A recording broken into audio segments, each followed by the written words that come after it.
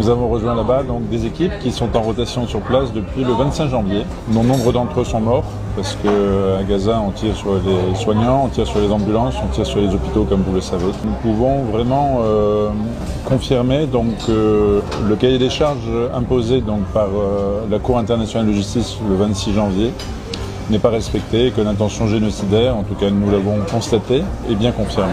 Vous imaginez un métro aux heures de pointe avec des gens comme vous et moi et qui se reçoivent des bombes sans aucun espace où se protéger. C'est une nasse. Les collègues qui connaissent la médecine de guerre nous disent nous n'avons jamais vu un conflit comme ça où les gens n'ont aucune solution de sortie. C'est la première fois. Sur l'hôpital européen, il y avait 25 000 personnes tout autour de l'hôpital. Tous les couloirs étaient saturés comme un métro aux heures de pointe. Les conditions de traitement et d'accès aux soins étaient insupportables. La terreur est constante. Vraiment, le régime de terreur est constant et on peut vraiment s'interroger sur ce qui signifie aujourd'hui le mot terroriste et l'action terroriste d'un État à l'égard d'une population civile sans armes. C'est insupportable. Nous, il nous a fallu 3 semaines pour nous séparer de ces bruits. Eux continuent à vivre avec, et quand c'est pas les drones, bien entendu, ce sont des bombardements. Quand les soignants là-bas nous disent « rentre chez toi » parce que si on vit ça depuis 78 ans, c'est parce que vous, Européens, et vous, Américains, cautionnez une situation qui est une application du non-droit international.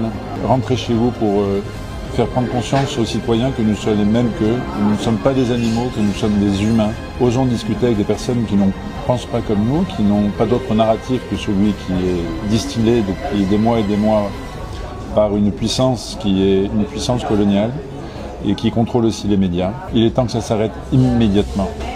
Immédiatement. Et c'est un discours de soignant, c'est prendre soin de l'humanité que de dire ça. Je peux vous témoigner tout ce que j'ai vu comme infectiologue et comme urgentiste, mais en 2 mots je vous dirais c'est infect et c'est urgent. L'autre jour j'ai soigné une enfant qui avait une blessure de 12 ans, qui avait une blessure d'au moins 15 cm de la boîte crânienne sur un éclat d'obus. Il y en avait 2 autour d'elle qui gémissaient, il y en avait un qui venait de mourir. J'avais accueilli 3 enfants morts sur la demi-heure qui précédait. J'ai dû chercher pendant une demi-heure un anesthésique, une pince. Et j'ai passé quasiment 3 quarts d'heure, 1 heure à faire une suture que j'aurais pu faire en 1/4 d'heure tellement le matériel était défectueux. L'aide est là à quelques kilomètres. Elle est entassée dans des camions qui ne passent pas. Les denrées alimentaires pourrissent, les médicaments sont là alors que les patients qui en ont besoin sont à quelques centaines de mètres ou à quelques kilomètres. Ça ne sert à rien de faire de la communication, d'envoyer dans les airs, d'envoyer par mer. Alors que tout est là et simplement Israël et les États-Unis empêchent l'entrée. Parce que je suis blanc, parce que j'ai un prénom chrétien, mes collègues arabes, médecins comme moi, souvent bien plus compétents que moi, me disent parle à notre place, toi tu seras entendu. C'est quoi cette démocratie? Où sont liberté, égalité, fraternité?